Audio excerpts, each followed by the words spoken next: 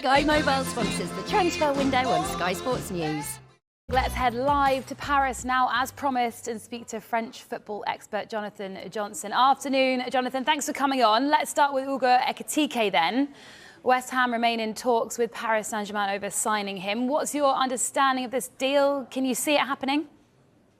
Good afternoon. Thanks for having me on. Yeah, this one's an interesting one because PSG have been keen to move Ekitike on after what was an unsuccessful first season in Paris. Let's not forget that his initial loan move from us was made permanent at the end of last season. But PSG have been trying to move him on all summer. West Ham are interested. They're not the only ones, though. Eintracht Frankfurt as well also shown an interest, as well as Brentford. So two Premier League clubs who are in for him. But yes, West Ham have been in talks with PSG over a potential deal for him now for the last week or so.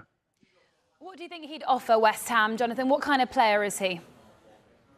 He's an interesting player, somebody who's certainly got a high level of potential. Like I said, his first season in Paris didn't go according to plan, but he showed a lot of promise during his time with Reims, a good eye for goal. Obviously, Newcastle were very interested in him in the initial days just after the Saudi takeover as well. But in the end, he ended up moving to PSG, and it still feels like there's a lot of development left to go in his game. Wouldn't necessarily be an automatic fit for a starting 11 berth, in my opinion. But equally, a high upside if West Ham and David Moyes were able to get the best out of him and really start developing on that potential that he has. What about Randal Kolo Muani? What's the latest with him? We know he's gone on strike at Eintracht Frankfurt. He wants that move to PSG. Do you think he'll get it? Yeah, just hours after Kolo Muani spoke out publicly about the fact that PSG are interested, have made a bid, a club record bid, I might add, for Eintracht Frankfurt in terms of a potential sale. He's now missed training this morning, and the feeling is that he's not even in Germany anymore and is actually in Paris as we speak, trying to make this move happen. He's been very clear about it, and Frankfurt have also confirmed that he wasn't present for training this morning. So this is one that looks, set to play out over the final hours of the transfer window, but that Kolo Muani is very much, painted himself into a bit of a corner where if this doesn't work out, it could be quite an awkward situation for both Frankfurt and the player to resolve. But PSG very keen to get the deal done, and should Ekitike move on, that could potentially enable PSG to bring in Kolo Muani. And meanwhile, Lyon are exploring the possibility of signing Jorginho Rutter from Leeds. Surely it will take a big bid for Leeds to accept, won't it? It should do, considering, the substantial outlay, that Leeds, had to put in to acquire Rutter.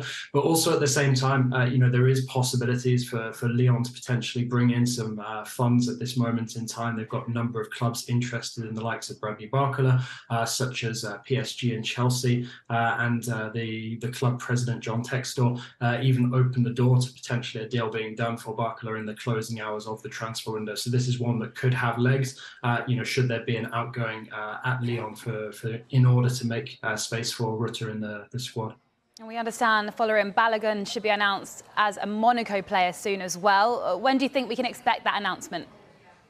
Yeah, this is one that we've been expecting for the last couple of days now, so it's anybody's guess. Could happen sort of any time in the next couple of hours or the next couple of days, really. But certainly, people have had all eyes on the Principality, knowing that this deal is basically ready to be announced. And the expectation is that at some point later today, it will finally be confirmed that Balogun has joined Monaco. And Brighton have signed Carlos Baleba from Lille. He's only 19 years old. Can you tell the Brighton fans what they can expect from him? Yeah, very exciting addition to the squad. Roberto Di Zerbi, alluded to it and in his official quotes just after the signing was announced that he sort of fits the system like a glove. It was no secret that Brighton were looking to bring in a midfielder after Moises Caicedo moved on. So to bring in somebody, with that level of potential, who's already performing, quite consistently at a very young age in a league like Ligue 1 with a club like Lille, I think that's, quite a coup for Brighton, and also looking looking at the sort of the financials around the deal, it is one that, could pay off handsomely in the future for Brighton. As we know, they like to, add a lot of value to their investment. So this is definitely one that I think people will have many eyes on to see, how long it takes Baleba to bed in and start performing. But one that I'm confident will definitely, pay off in the medium to long term for Brighton. And finally, Jonathan, Andy Carroll could be on his way to France. What can you tell us about that? Yeah, this is a really interesting one, and France seems to have a knack of throwing up these unexpected deals from time to time, the likes of Choupo-Moting to PSG a few years ago. Ganso as well, the former Brazilian wonder kid, going to Amiens, so this wouldn't even be Amiens' first quite unexpected signing. But Andy Carroll, potentially on his way to Amiens in the second division in France to potentially, fill an attacking role for them, for at least the next season. And this one would be, fascinating. Amiens have started the season fairly well in the second tier, so potential, for him to relaunch himself in the twilight years of his career in Picardie. Jonathan, thank you for coming on Transfer Talk. Speak to you soon.